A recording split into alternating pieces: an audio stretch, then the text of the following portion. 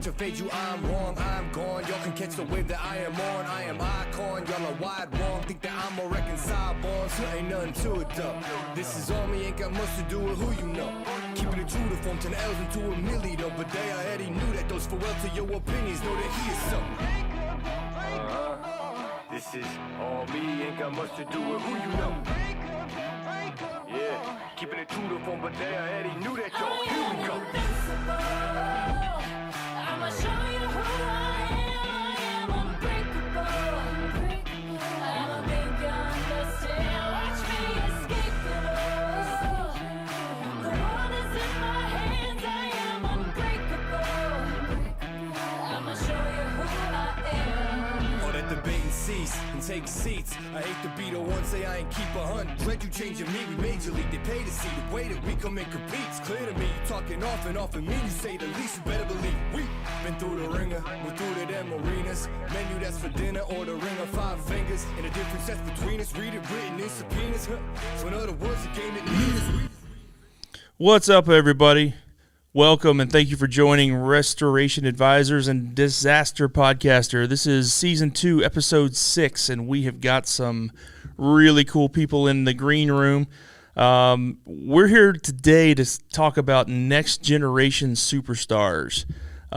We want to discuss their journey, their future plans, get a perspective from them about a boots on the ground, kind of a bottom up approach versus a traditional podcast guest that would be a top down approach in perspective to the industry. So we're going to have a lot of fun. They're in the green room waiting. We got Robert Moré from Maryland and Dylan Timmel from New York.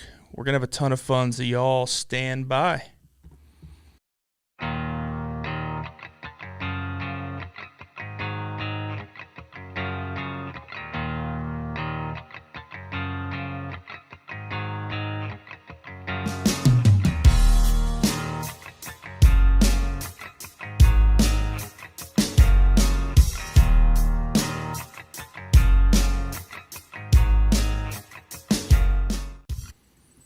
Gentlemen, how's it going? Good.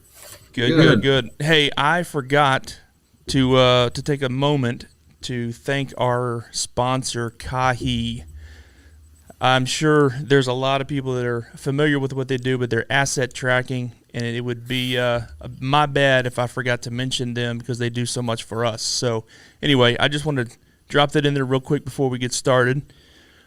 Robert, Dylan, how you guys doing?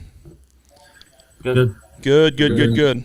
Guys, I am super stoked. You know, we had a conversation before we got started and went live, but I am super stoked to have you guys here. Obviously, we have talked many times over the last year since I've been with Restoration Advisors, and I personally have been thoroughly impressed with your technical knowledge, your professionalism, and just everything that you guys put into the industry. So thank you for your contributions, but I'm super excited to dive into your journeys because you both have a very unique perspective. Dylan, family-owned business, you're second generation, and Robert has come up through the ranks in several different companies, so you've got a unique perspective as well.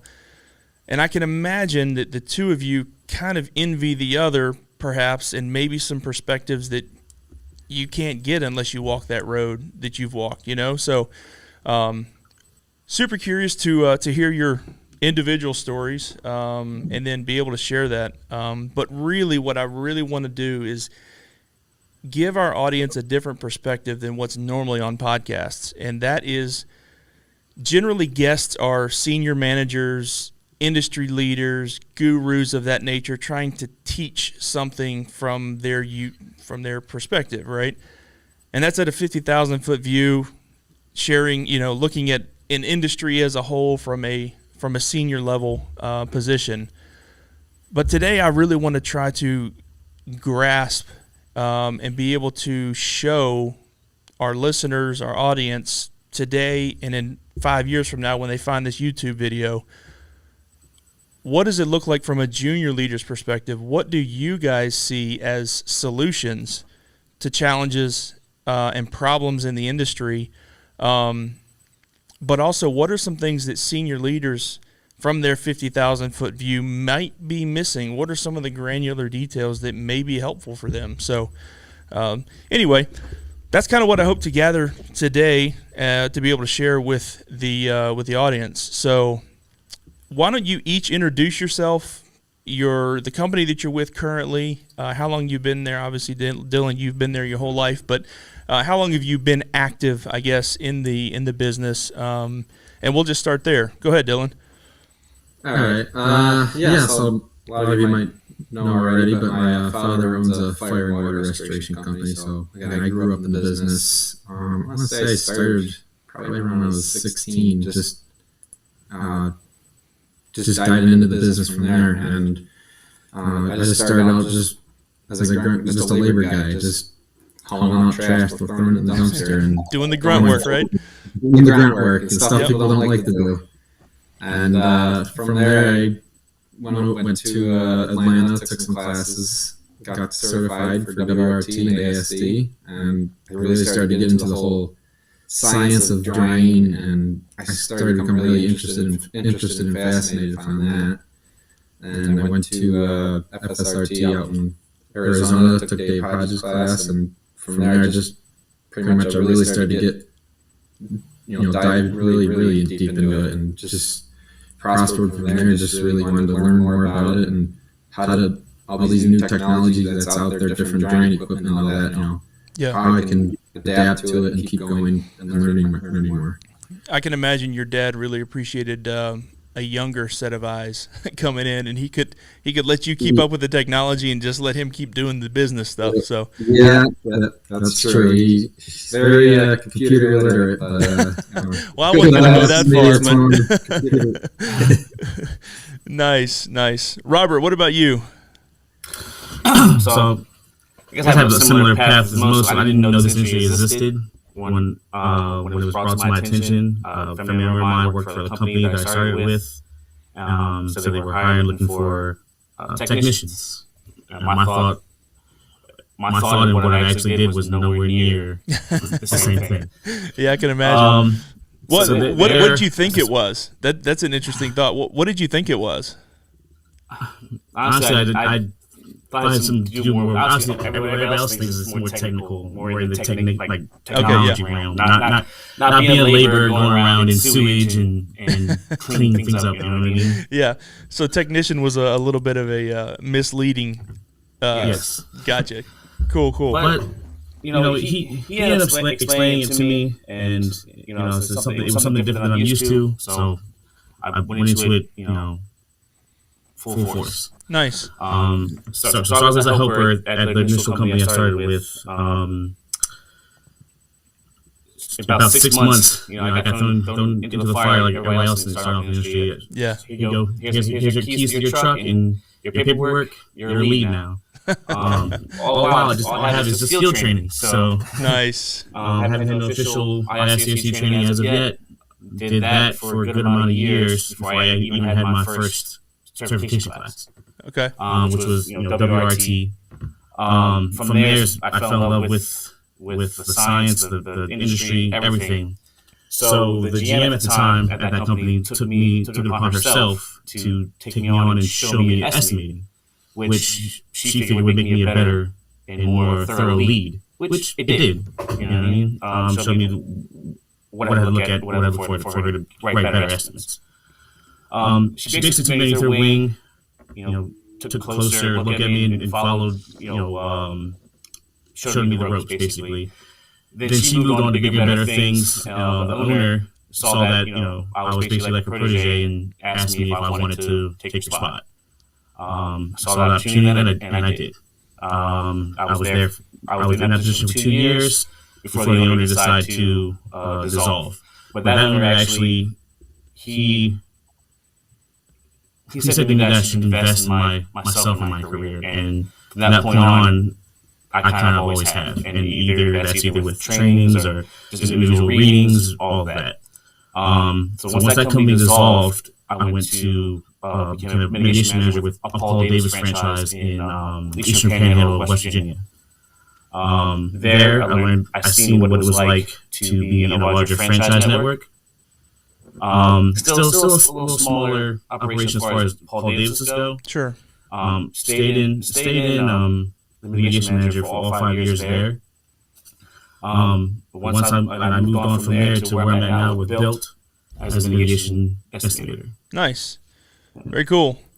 Would you say, and it sounds like both of you guys have this in common, that both of you had a fair amount of field experience before you got certified. Do you guys see a benefit to that versus someone that's brand new in the industry just right away going and getting certified? What do you think? What do you, either of you, both of you, what do you think about that?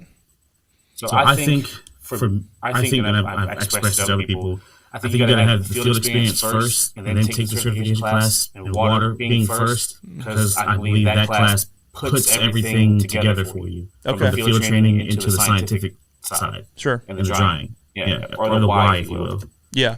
Dylan, you feel the same? Absolutely. Just like starting from the bottom of the ladder and going up and going from there. Yeah.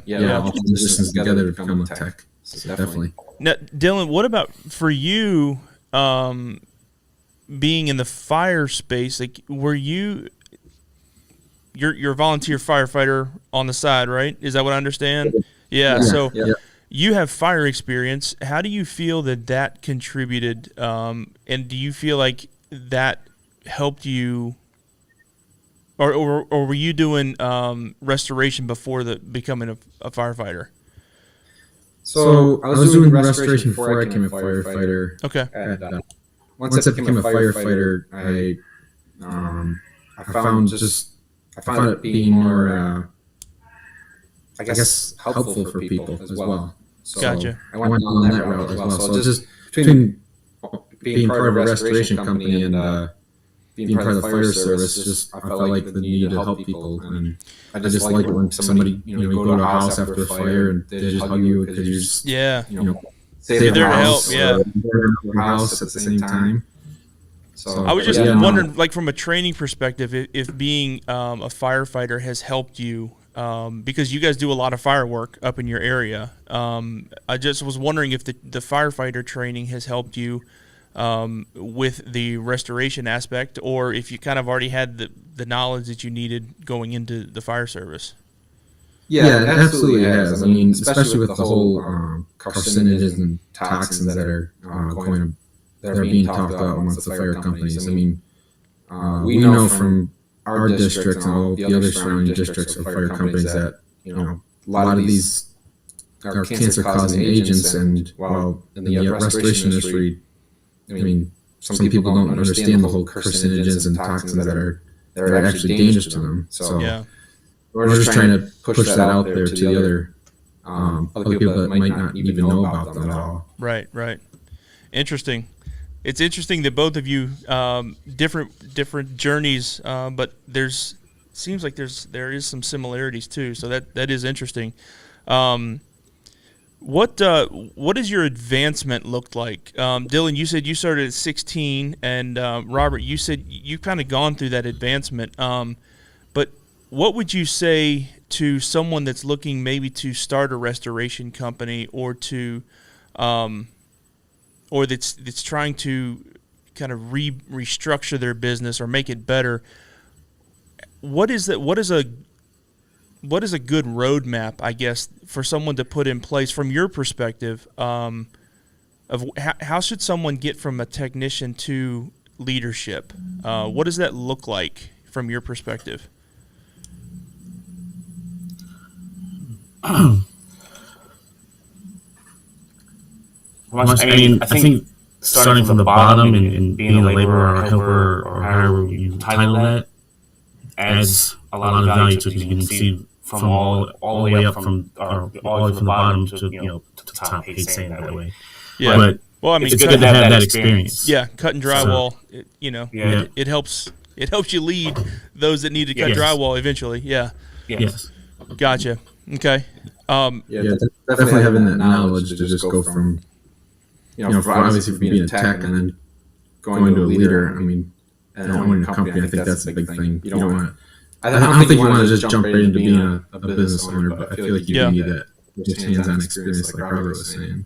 Guys, I hate to do this. We actually have a caller that's called in, Ryan Strickland. I unfortunately don't have a way to screen the call, so we're just going to take it live and we're going to go. Here we go. Ryan, how you doing?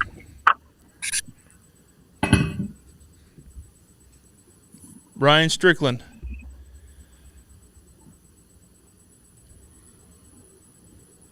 He is not hearing me.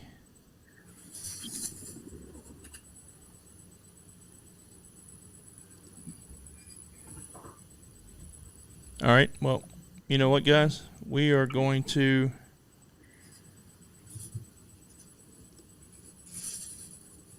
Yeah, we're just going to drop that. Something is not working, and we're not going to stop the podcast for that. I hate to do it.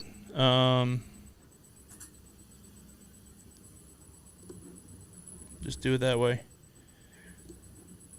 Sorry about that.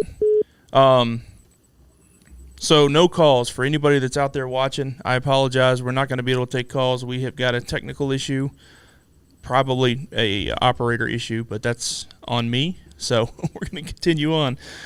So we were talking about advancement. What a good roadmap looks like, and basically starting at the bottom, right?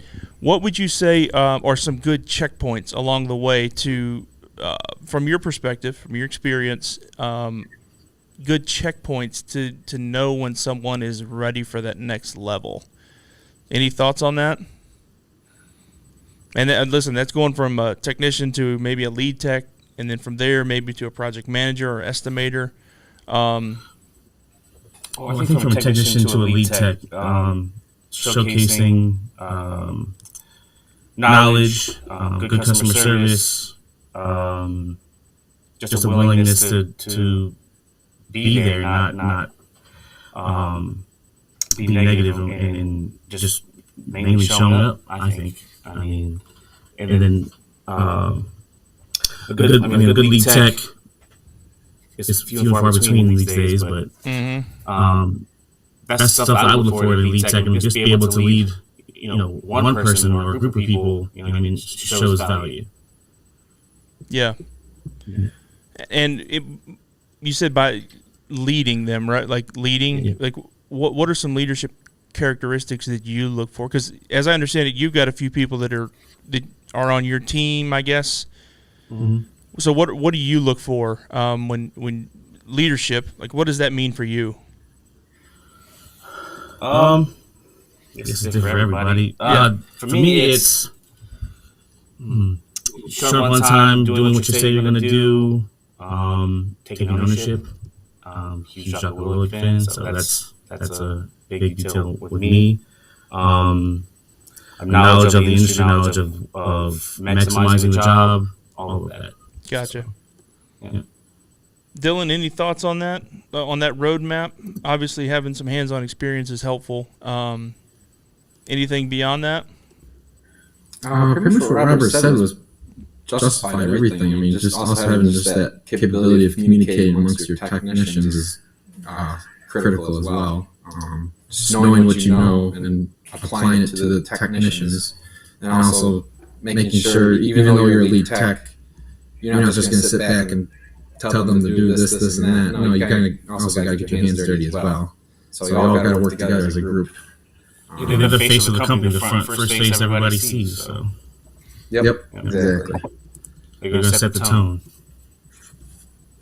Yep. Cool. What would you say the culture is like for each of you, and what makes the culture around you great? And obviously, answer it how you want to, but like, what makes the culture around you great, and what can senior leaders learn from people in your roles about how to make their culture better?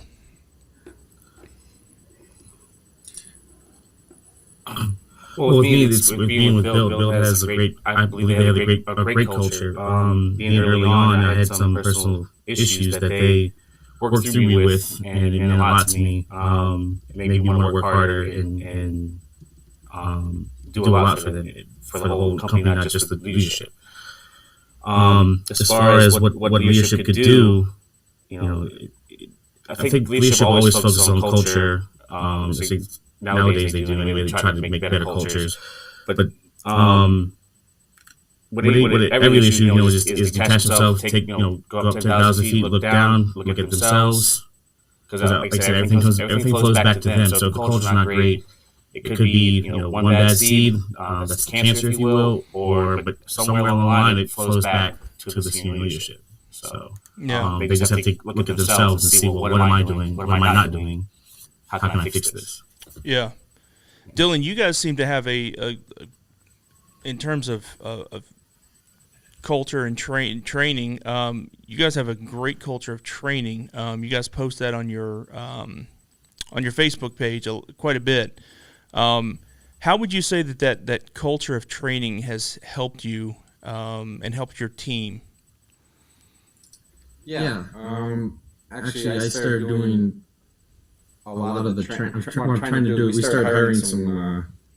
Originally, we started having more of a mom and pop business. We just had a lot of our family members helping close friends, and it came to the point where we need to actually start finding some techs because we're getting a little busy. So I started coming up with the ideas of just doing some training, and it wasn't going well at first. I'm going to be honest, because I was doing a lot of just PowerPoints and slideshows, and they can get pretty boring. I'll just tell you that. No, especially if you have like 100 slides made. So I said, why don't we do some hands-on stuff? So I came up with the idea of actually doing some hands-on training, building the containment, how to set up your negative air, how much negative air you need, how many 4 air exchanges an hour, just going over that whole process with them. And having dividing up into different teams, I had 3 different teams in one day. I think that came. Being there and seeing that, I think it's just a light switched on in my head. Like, these people are working together, they're actually having fun doing this, and it's more of a competition to them because we're trying to figure out which containment's best built. Nice. And that's what I think really struck me as for company culture. They were all getting along, they're all having fun at the same time and learning. Interesting. So you guys found that the hands-on and the collaborative type actually improved the overall feeling versus just in more like instructional, educational type presentations. Listen, that's kind of a fundamental of building relationships, is to just be engaged and interpersonal. So it's natural, right? It seems like it's common sense, but arguably people miss that. So and there still is going to be some. Unfortunately, there's still going to be some PowerPoints and training days. You got to sit down and listen and everything. But I think that was my whole interpretation: just do PowerPoints. But I'm just being straightforward. Is that I found out that doing some of the hands-on stuff definitely helped out my business. Nothing beats the hands-on. Nothing. Yeah. Guys, can I ask a favor? Can you, if you haven't already, put your headphones in? I'm getting comments that we're getting a lot of feedback, so I'm wondering if we need to do the headphone thing. I got mine. Okay, cool. Dylan, I can. Let me. That's fine. Go grab. That's fine. Do what you need to do. It's cool. Robert, while he's away, let's start diving into this topic. I'm sure Dylan will have some ideas, but this whole idea of a TikTok society, the instant gratification, people needing or wanting to like move on to the next thing and like almost expecting that instant success, but this industry, you got to crawl around a crawl space in the middle of the night with potentially sewage, right? Like, you got to respond to these phone calls half asleep, it seems sometimes, maybe, unless you drink a lot of cold water on the way to wake yourself up or whatever you do to wake yourself up. And then as soon as you arrive, like, you've got to start being empathetic right away. that just doesn't seem to mesh very well with a TikTok society. So, like, from your perspective, what would you like? What do you see as kind of the solution to that? Have you given that much thought? I have, and so with when I think about TikTok side, I know that I've seen a willingness that they want to help. I think we this industry and they love technology, obviously. And this industry has both. We help people. And we have every day we're getting new technology embedded into our industry. I think by showing that and explaining all that to them, that we have all of this that they want, and a lot of times, especially the mitigation side, there is this gratification where we're the heroes. We come out there, we pump water out, clean up sewage, we start drying. So there is this gratification there where you got your willingness to help. You use a lot of technology. Also, I think I thought about this too, where our industry needs to probably figure out a way that we get into vocational schools or tech schools, just educating younger generation on this industry. Like I said, when I came, I had no idea what this industry was or what it did or anything. I think getting the newer generation educated on this industry and where you can be with it, what you can do with it, is pivotal, I think. Cool. Hey, Robert, I hate to do this right in the middle of the show. I'm not going to disconnect the show. I'm going to keep that going. Everybody watching, just stand by. Can I ask you and Dylan to bail out real quick and then relog back in? I changed a setting that's hopefully going to fix the echo that I'm getting tons of notes about. I just happened to pull up some comments, and it looks like it's worse than I expected. So just I'll drop you both out. If you could just log back in, that'd be awesome.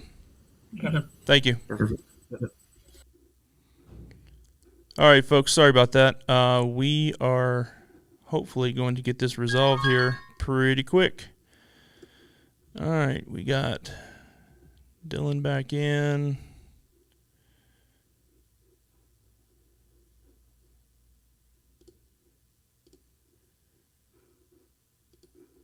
All right, we got you back in, Dylan, and Robert's coming back in.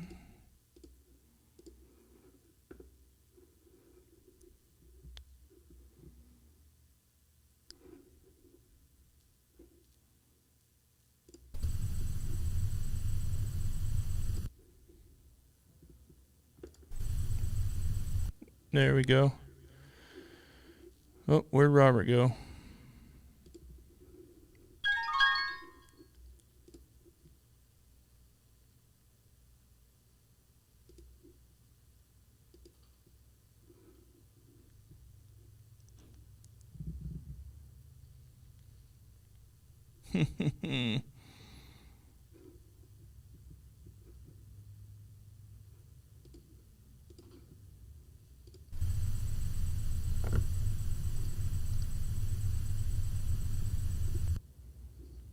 And we're not getting Robert back.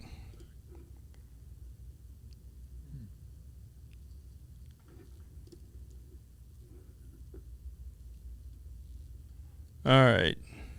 Stand by just a second.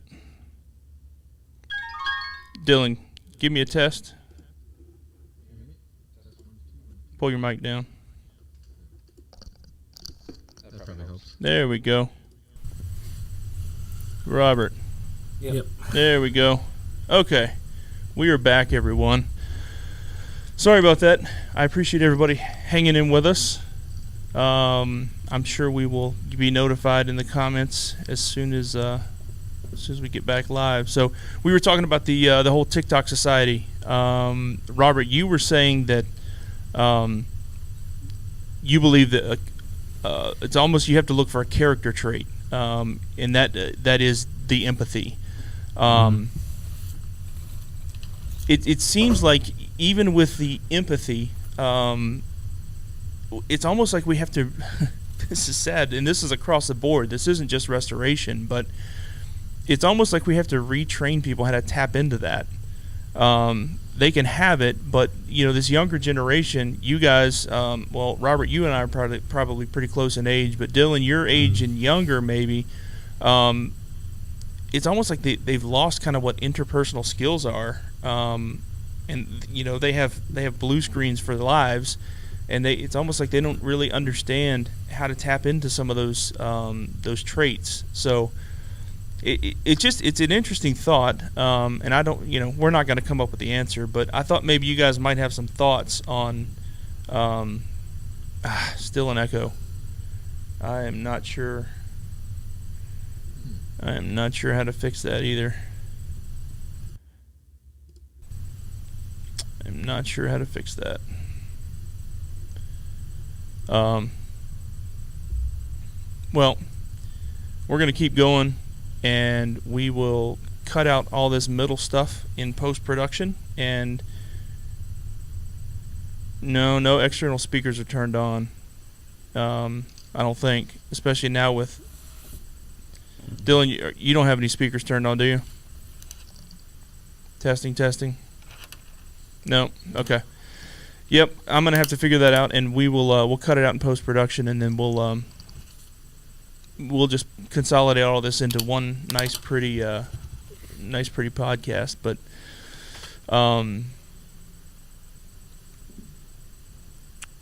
Dylan, we hadn't really gotten to you. Did you have any thoughts in addition to what Robert said about tapping into that the empathy that people might have? Because what we're talking about is that connecting restoration and the empathy that you need at 3 a.m. in a crawl space with sewage or a basement, and having to come out of sleep and then get into the truck and then go automatically just start being empathetic. But that doesn't mesh well with the TikTok society, the instant gratification that people expect nowadays. So what are your thoughts about that, and how are you guys at Disaster Relief able to combat that? It's funny you mention that because actually I'm getting back on there's a TikToker I follow on social media, and he actually has a restoration company. He's got 350,000 followers, and that's quite a lot for just being a business, I think. And what he does is, what I've seen is, he does a lot of time-lapse videos, and he shows like what it's like before the whole process is going on, and then during the whole process. So like there was an instance where he did a chain smoker's house, and how he just slowly went down with the vacuum, with the steamer, and it just came off the walls, and people were just commenting how satisfying it was, and just interesting how it just came out clean, just like it was. I don't know, just between doing like a before and after, even just showing like the different technologies that we have, like the ultrasonics. I know, actually Nick Lambert, I think he has a TikTok out in Montana. He has vapor restoration, I believe. And he posted a TikTok video showing his ultrasonic system and just cleaning some of the materials, which I thought was pretty neat. I mean, that's just me though. So, well, it's interesting though, because instead of fighting it, right, maybe we embrace it, and by embracing it, we're almost speaking the language of the people that we're actually trying to recruit. We hear all the, Clark's made a hard, fast rule: no TikToks. He refuses to do it. I sent him a video. I don't have TikTok, but a friend of mine sent me the video. I sent the video to him to watch in his browser. He said, nope, it says TikTok on it. I'm not doing it. I thought it was funny, but he's got a hard and fast rule. And I would tend to think that a lot of, my age group and above is probably a lot like that. Like, I don't need that. That's just another social media platform. I'm not getting another one. I get that, but at the same time, as owners and leaders, we have to adapt. We have to understand who we're trying to recruit. If we're trying to recruit, that's sales and marketing, from that angle. But also, if we're trying to do marketing to attract new people to our business, we've got to adapt, and we have to speak their language. So to your point, Dylan, maybe those are the kinds of things that we need to be doing as owners and leaders, to speak the language of this younger generation and get them interested in, the science of it and the before and the afters and the satisfaction of it and, helping the people. That's a great point, and I think it's overlooked a lot, especially with the older generation who tends to be the owners and leaders of the industry and of the companies within the industry.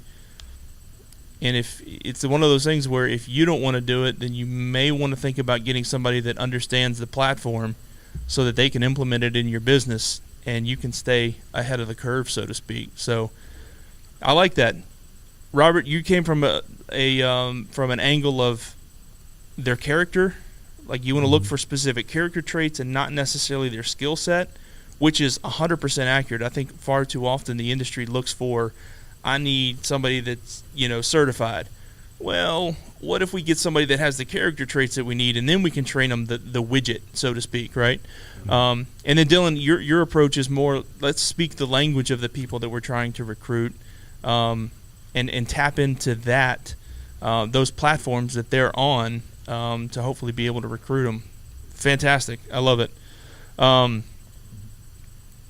Dylan, what is one strength? And this is, we're going to kind of go back into the family-owned business versus the traditional way of coming up through the industry. What is one strength that you have because you've worked in your family business for your entire career so far, and what do you see as a challenge of that journey? I think one of the biggest strengths I have right now is just I've learned so much from my father and my family in general, just from my father's mistakes, seeing what he went through and his successes versus what his failures were, and just being able to obtain that right then and there and using it in the future. I think that's what helps me a lot. Contracts are everything now.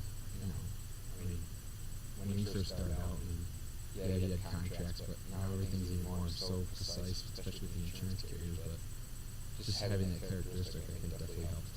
But I'd say one of the biggest weaknesses I have right now is being in one restoration company. I almost wish I had the capability of going to another restoration company and just getting the feel for what it's like working for them, or just seeing the facility in some shape or form. I think that would help benefit, just to see how they approach things and how their restoration business is run. Gotcha. Yeah, I can see that, having that that one-on-one shared experience with your father, and just getting that hyper-focused attention on him trying to teach you everything he knows from an industry perspective, but also he's looking out for his son too. So you get that extra layer of education.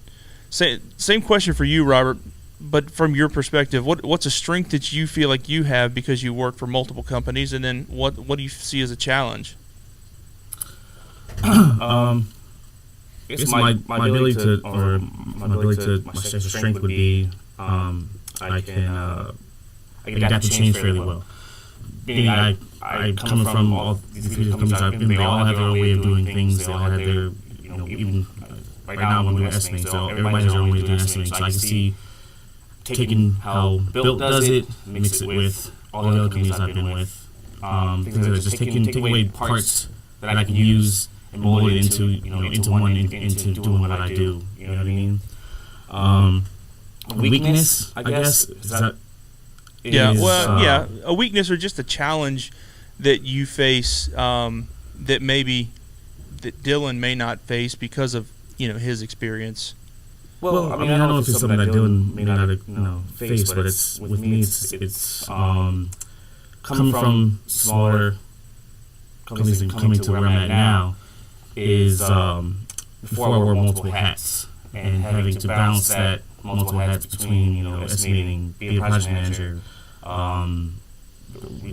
leading people to now just doing one thing. I had a tendency to keep wanting to do the multiple things instead of just focusing on the one aspect of estimating. You know what I mean? Mm-hmm. That's what I take from doing being with multiple companies. Is that there's good things I took, and I know to look for it, and there's bad things I can take away. You know what I mean? Yeah. 100%. Yeah. I'm going to go back a little bit. Sarah Hamilton chimed in on YouTube. She said, "I agree," and this is going back on the other question conversation about the TikTok Society. She said, "I agree regarding the empathy. The actual education in our field can be learned, but finding someone who can put in that personal touch and be able to connect with a customer who is probably freaking out is crucial." So I think that ties in 100%. So, and then Silver Warrior, I think technicians should put time in the field before going to class, but education should not stop there. ICRC is like high school education, and there's so much more to learn after that. So, good points that they're bringing up. So I appreciate everybody hanging in there. We're looks like we're still holding strong despite the echo issues. So I appreciate everybody chiming in, and it looks like we may have to do this again in the future because it's pretty popular. So, what was the first restoration class that each of you took? Who was your instructor, and what memory do you have about the experience? And this can be anything from anything. The dude showed up, somebody showed up drunk, crazy people in the hotel parking lot. Like, just talk about that first experience. All right. It was actually my first class was with the Roots Drying Academy down in Atlanta, and it was with Joe Dobbins. I was nervous as heck. So down there. I didn't even know what it was going to be consisting of. I didn't know who was going to be there. I didn't know anything. I mean, I knew what I learned from the business, but I just didn't know what the class was going to be like. And walking in there, I all the tables around, and there's probably 30 tables, and it's like, oh my gosh, there's going to be a lot of people here. And quite frankly, it just became more of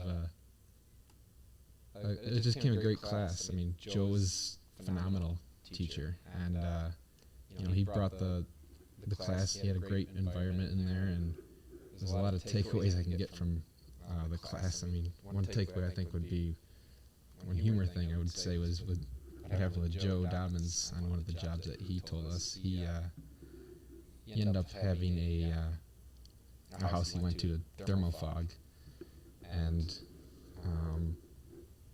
he talked about how he thermofogged the house, and afterwards he went back in, forgot that homeowner's cat was still in there, and it ended up, dying. Oh no! So he had to explain to the homeowner the situation. Oh no! Cat. So that's a good takeaway I got from Joe on that. That's pretty humor, but I think the class went great. Everybody had a good meet and greet with everybody. A lot of connections we developed. So it was one of my very first classes I took was with Joe Dobbins at Reach's Drying Academy. Nice. Great story. Unfortunate for someone, but great story. What about you, Robert? All right, so my first class was WRT with Barry Costa. I guess the memory I have is that he probably doesn't realize this, but he pretty much solidified or cemented my love for the industry and the love for learning more and more and wanting to know more. And he pretty much, talked about becoming a pure master. And from that point on, I knew that's what I wanted to do. My next goal was that. Nice. Another story I tell people from that class all the time is he shows the video of the tanker collapsing from pressure, and he actually did a demonstration with a paint can where he had the paint can collapse from the pressure. It's pretty good. Okay, yeah, that's pretty cool. Yeah. I had a gas can do that in the back of my work van one time. Terrifying. It was an empty gas can, but man alive, it scared the crap out of me. Oh boy. From a holistic point of view of the industry, again, that 50,000-foot view that we've talked about, where do you guys see wasted time, energy, or resources? And where can senior leaders focus their time and energy to make the industry better? I mean, anything from culture, people, training, fleet. Like, how do you guys see the challenges in the industry currently? And what could, from your perspective, could you elaborate on that would help senior leaders in the industry be able to make it better?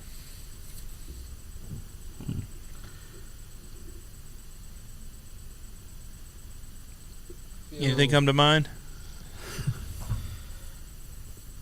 You know, if you talk about wasted time, I'd say, I'm just gonna keep it real brief though, but I think a lot of it's just wasted time is just on the dealing with the insurance carriers themselves. I mean, in reality, our contracts with our client, I mean, a lot of people like to deal with the insurance companies, but in reality, contracts with your client, the insurance companies like to try and approach you and talk to you, but you just redirect them right to the client and say, no, our contract's with them, not with you. And I think just a big part of it is just educating our clients on it as well. I think that's a lot of our wasted time is just dealing with the insurance companies, having them call us, email us, want this, want that. Just report to the client, I think. Yeah, that's interesting. Clark and I obviously teach that a fair amount in our day-to-day coaching. And that while we, in the last 5 to 7 years, we've seen a lot of progress in that realm, there's still so much work to be done. But it sounds like you guys at Disaster Relief have kind of adopted that onboarding process to where you're eliminating a lot of that. So that's interesting, and I think from a junior leader's perspective, being able to manage up, so to speak, and let some of the senior leaders that are out there realize that from a junior leader's perspective, at least your perspective, that's a pain point. And let's face it, I think everybody knows that dealing with the insurance carriers is a pain point in the industry. And it sounds like you guys have figured out a solution for that, and that's phenomenal. I think more people need to hear that. A lot of people aren't ready to make that step, though, for a wide range of reasons. Some understandable, some not so understandable, but that's neither here nor there. But Robert, any thoughts on that? Yeah, I think there's a lot of wasted time in the industry, just in some aspects, just competing with each other. There's certain areas where we're all having the same issues, then we should come together in some way. Because I've just been here with Bill in a small situation we had where we came together, we all did the exact same thing, made a huge dent, or made them even think about doing something about it. So I think made me think about, well, if every contractor in our area or every contractor, on the East Coast, let's say, got together and focused all their energy, did the same thing for that certain point, it'd make a huge difference. And that is a phenomenal point that is missed far too often. A little background on me, and I'll get to the reason I'm going into the background. I came from the transportation industry early in my career. I worked for UPS, and I worked in the truckload division. So I managed a fleet of semis, not the little brown trucks. In that job that I had, I did some brokering where we would actually farm out some of our clients' freight to other carriers in the industry, some of the biggest names in the industry as well. And that taught me that we may have a different label, but ultimately we all are after the same thing, and that's to serve our clients. If that means that I have to give some of the freight that my client gave me to another carrier to accomplish the goal, I was willing to do that. We had working agreements where we did that all day long. They would give us stuff, we'd give them stuff, because it was all about the distribution network, that we had at our disposal. Fast forward, I'm in the business that I'm in now, and I'm talking to guys that are trying to run restoration businesses, and they're terrified that, the restoration company down the street is going to know about them, and they're going to know about how they get their clients, and they're afraid Mrs. Jones is going to go to that one because they're, that other company because they're cheaper. Instead of fearing that Mrs. Jones, your client, is going to go to another contractor, why don't you find out what they're doing good that may attract a client and work together? Figure out, maybe Mrs. Jones isn't a good fit for you, but you want to take care of Mrs. Jones, and maybe the best thing for Mrs. Jones is to work with that guy down the street. And if you have a good working relationship with that guy down the street, he may send you business too. So I'm with you 100%. I wish that there was more collaboration. And both of you guys know that Clark and John have started the Alliance of Independent Restorers for that reason, among many other reasons, but there's a tremendous amount of collaboration that happens. We had our Mid-Atlantic chapter meeting about a month ago now, and we had restorers from all over, Central Virginia, Maryland, North Carolina. Many guys were within a 60 to 80 mile radius of each other, and they loved the collaboration. Once you get over that hump mentally, the doors just wide open, and there's so much collaboration that can help to build each other up together. So, Dylan, I know you've been to several AIR events, and I saw you shaking your head when Robert started talking about that. So I tend to get the sense that you kind of agree. Yeah. I love going to these AIR events, just meeting people and just seeing we all, even though we're competitors, but we still all come together and we all want the same thing, which is to help our clients get them back in their home, get them what they're owed back. I think that's the big thing. Yeah. It was just that type of AIR member. I think that's what it's all about. Yeah. Somebody in the feed said it best. It's co-opetition. Nice. I didn't see that one. I'm watching the YouTube comments. Silver War said, as I listen here, I think about company culture. I know that, quote, catchphrase has been beaten to death in so many cases, lost its true meaning, but it's so critical. And while I don't know that comment was directly related to the conversation we were just having about competition, I think it can be part of culture, though, to recognize that there's other peers in your local area that you can lean on and you can collaborate with. I think it's so critical as well. We're gonna wrap up. We're running right at 52 minutes at this point, so let's start wrapping it up. Just having a little fun here. But where do you guys want to be in 5 years realistically? And in my notes I put we all want to live in a mansion on the cliff with a McLaren in the driveway, but what is it that you want to accomplish? Where do you see yourself within your career in 5 years? Any thoughts on that? I want to live in a mansion with a McLaren in the driveway. My man, No. Go get it. No. Realistically, I see myself. I mean, if it's in the cards, I wouldn't mind ownership. That's been crossing my mind before. That's. I don't think I'm, there to be, to have that. But maybe even just senior management, somewhere up there, is where I see myself. Just something I could, I still be in the industry, still be involved, and make a difference. Really. Yeah. That's where I think I see myself. Yeah, ultimately, that comes down to a desire to teach others what you know, what you've learned, the experience that you've gotten, and utilize that to impact more people, ultimately. So that's awesome. Maybe get some articles published. I mean, if I can get some topics going, maybe something like that. I wouldn't mind that.